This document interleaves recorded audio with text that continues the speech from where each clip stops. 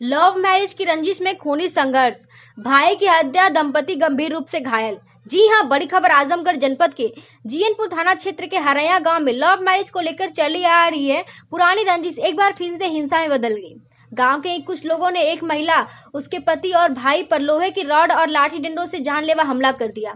इस हमले में महिला के भाई की मौके पर ही मौत हो गई है, जबकि दंपति गंभीर रूप से घायल है। घायलों को जिला अस्पताल में भर्ती कराया गया है। घटना के बाद आरोपी फरार है। पुलिस ने आरोपी की तलाश में टीमें गठित कर दी हैं। आजमगढ़ के जीएनपुर थाना क्षेत्र के हरैया गांव की रहने वाली मंजू देवी ने सितंबर 2011 में अपने ही गांव के संदीप से प्रेम विवाह किया था। तभी मंजू के मायके पक्ष के पट्टीदार रंजिश पाले हुए थे। परिवार वालों का आरोप है कि शैलेश नामक पट्टीदार और उसके परिजन लगातार उन्हें मानसिक और शारीरिक रूप से प्रताड़ित कर रहे थे। 2 दिन पहले ही किसी बात को लेकर विवाद बढ़ गया और शैलेश पक्ष के लोगों ने अजय की पत्नी, बच्चों, सास निर्मला देवी और जेठ राजू के साथ मारपीट की। जब परिजन इसकी शिकायत लेकर जीएनपुर थाने पहुंचे तो दरोगा ने कथित तौर पर गालियां देकर भगा दिया और उल्टा अजय पर ही शांति भंग की कार्रवाई कर दी।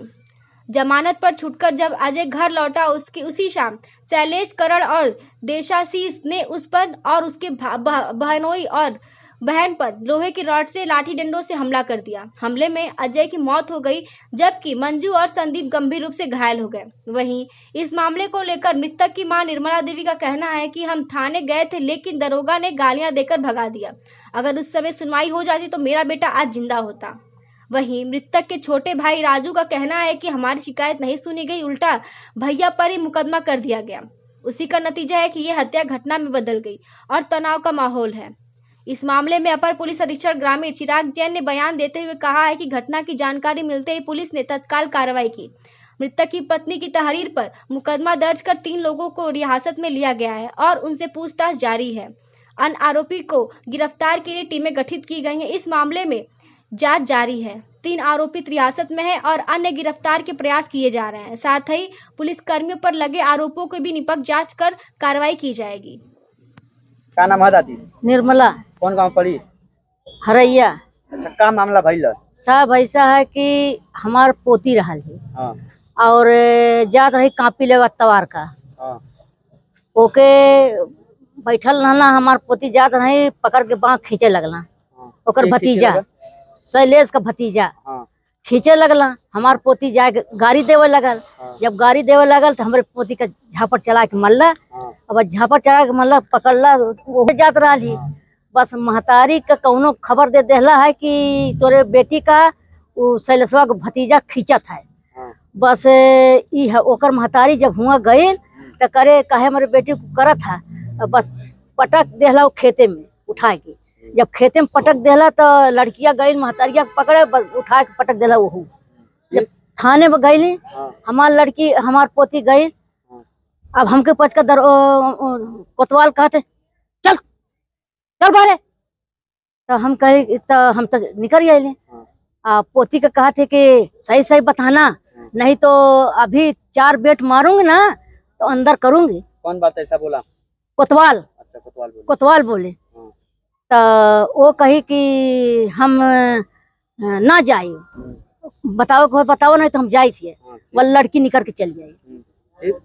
फिर कोनो आ गए, कोनो अच्छा खासा आदमी, वो कल ऐसा तुम्हारा रिपोर्ट ले चल, हम बताई थी, रिपोर्ट देवाई थी।